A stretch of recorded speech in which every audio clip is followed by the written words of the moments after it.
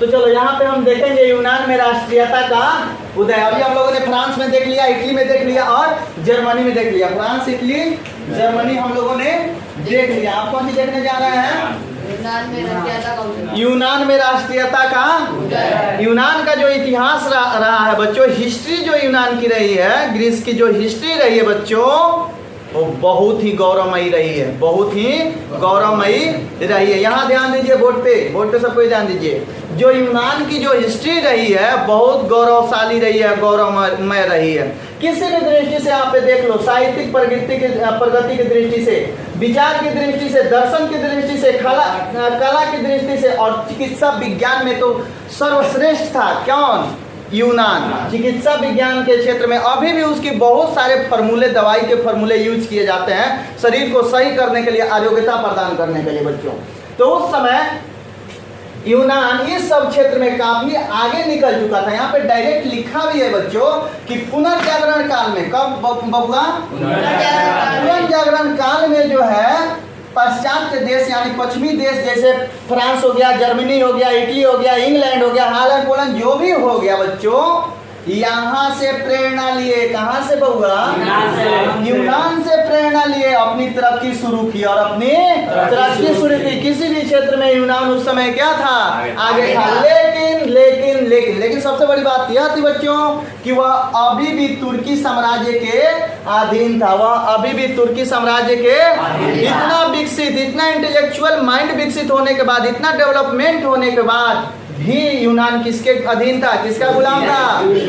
तुर्की के। तो बताइए उसको आजाद होना था कि नहीं होना था? अब आजादी की लहर दौड़ गई थी, राष्ट्रवादिता की लहर दौड़ गई थी, जनतंत्रता का लहर दौड़ गया था। ठीक है, तो ये सारे चीजें जब हो रही थी अगल बगल में, तो यूनान भी उससे अछूता नहीं रहा। उसके वहां के लोगों के मन में भी राष्ट्रीयता का भावना क्या हो गया?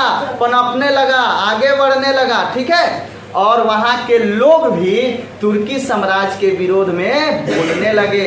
वहां भी यह क्रांति की चिंगारी जो है भड़कने लगी। ठीक है, अब यूनान के लोग जो है तुर्की साम्राज्य से क्या चाहने लगे? मुक्ति चाहने लगे। जैसा कि मैं बताया कि दुनिया में सबसे कोई कीमती चीज है बच्चों, तो वह आजादी। क्या चाहिए? अरे क्या चाहिए? आजादी। क्या चाहिए? तो आजादी दुनिया का सबसे महत्वपूर्ण चीज है। सब किसी को आजादी चाहिए। और यहाँ पे अभी भी यूनान किसका गुलाम था? तुर्की का। तो यह जो भावना थी, दिल की जो भावना थी, राष्ट्रवाद की जो भावना थी, जनतंत्र और गणतंत्र की भावना थी, तुर्की के यूनान के लोगों के अंदर भी भड़कने लगी। ठीक है, यहाँ देखते हैं, चूंकि फ्रांस के लोगों का धर्म, जाति और संस्कृति यूनान के लोगों के धर्म, जाति और संस्कृति से मिलता था। फ्रांस के लोगों के धर्म, जाति और संस्कृति यूनान के लोगों से क्या होता था बाबू? मिलता था। तो ये लोग जो फ्रांस में सबसे पहले फ्रांस में ना हुई थी, तो ये लोग भी जो है देखा देखी अपने देश में भी, अपने राज्य में भी क्रांति क्या कर लिया? आगे बढ़ाए, क्रांति को आगे बढ़ाए। और इसके लिए जो शक्तिशाली मध्यम वर्ग का जो उदय हुआ था कहाँ?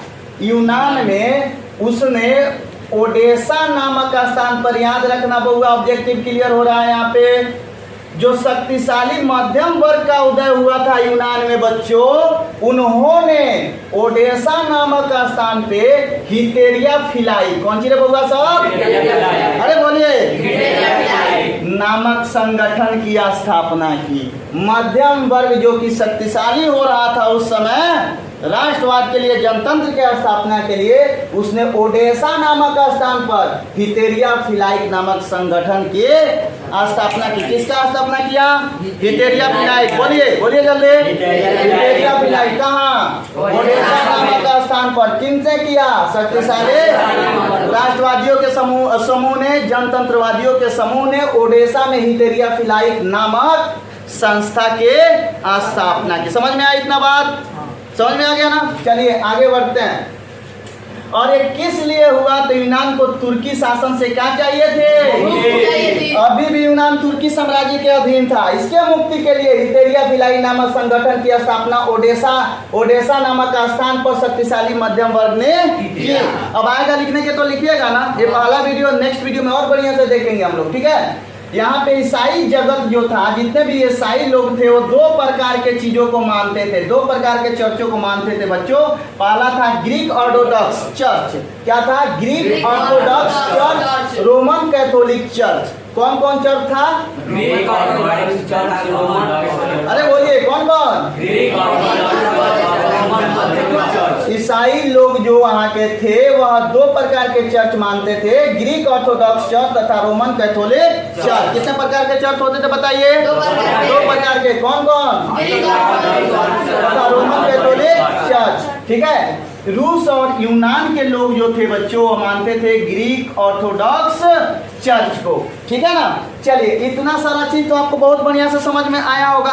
और इसके बाद यूनान में क्या हो रहा है एकदम बढ़िया और बेस्ट तरीके से नेक्स्ट वीडियो में देखेंगे। तब तक अपने दोस्त और होस्ट को दीजिए इजाजत।